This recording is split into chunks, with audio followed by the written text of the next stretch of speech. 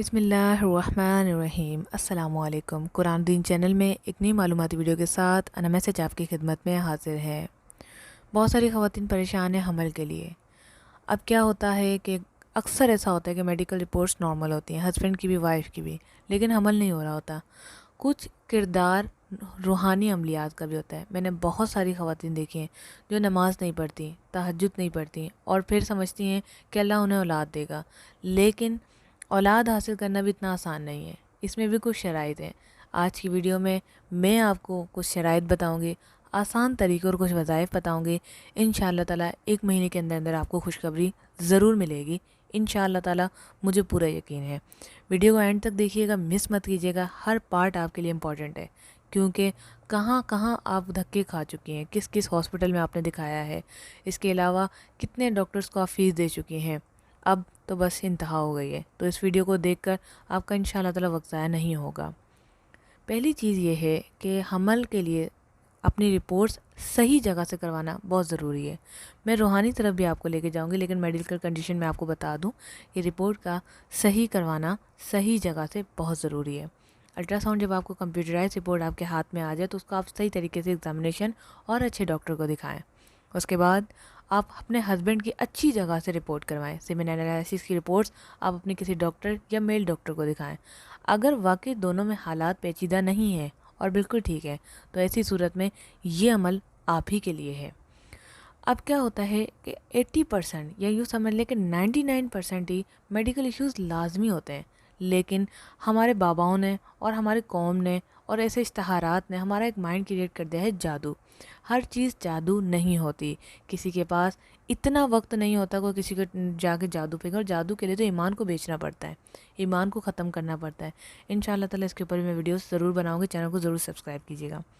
اب پہلی چیز یہ ہے کہ آپ نے کیا کرنا ہے، حیض کا اپنا علاج کروائیں۔ حیض کا وظیفہ ضرور کریں اگر حیض خراب ہے۔ اگر ہسبینڈ کے معاملات خراب ہیں، ان کے ایشوز ہے رپورٹ میں، تو انہیں بھی یہی کہیں کہ 5 وقت کی آپ دونوں نماز ادا کریں۔ اس کے علاوہ تہجد کا ایک وظیفہ ہے جو میں نے خود بھی کیا ہوا، اور میں نے جب اس کی ویڈیو بنائی تو بہت زیادہ اس میں فائدے ہوئے۔ صرف اولاد نہیں، باقی عمل کے لیے بھی آپ کر سکتے ہیں۔ آپ نے رات کو تہجد میں اٹھ کر نماز ادا کرنی ہے۔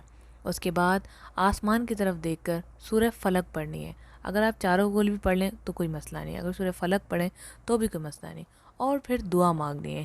انشاءاللہ تعالیٰ اس برکت کی عمل سے، یہ جو عمل ہے اس کی برکت سے، میں نے الٹا بول دیا کیونکہ میں اس وظیفے کو لے کے بہت زیادہ جذباتی ہو جاتی ہوں، کیونکہ میں نے یہ کیا ہوا ہے۔ اب کیا ہوتا ہے کہ آپ نے اس میں یہ وظیفہ کرنا ہے، انشاءاللہ تعالیٰ اس میں اس کے بینیفٹ آپ دیکھیں گے۔ جب یہ آپ عمل کریں، اول و آخر درود شریف پڑھنا چاہیں تو پڑھ سکتے ہیں۔ اٹس اے بیوٹیفل ریسائٹ، بہت اچھی چیز ہے، آپ پڑھیں۔ یہ ایک لاگ بن جاتا ہے، شروع اور آخر میں جب ہم درود شریف پڑھتے ہیں اور بیچ میں جب اللہ کا کلام پڑھتے ہیں اور اس کے بعد آسمان کو دیکھتے ہیں، تو وہ رب ہماری ضرور سنتا ہے۔ آسمان کو دیکھنے کا مطلب ہرگز یہ نہیں کہ آسمان میں ہم یہ دیکھ کے تصور کریں کہ یہ آسمان ہمیں دے، اللہ معاف کرے، کیونکہ مشرک لوگ اس طرح سے ہی مشرک ہوئے، کافر لوگ اس طرح سے ہی کافر ہو کہ انہوں نے سورج سے مانگنا شروع کر دیا، چاند سے مانگنا شروع کر دیا۔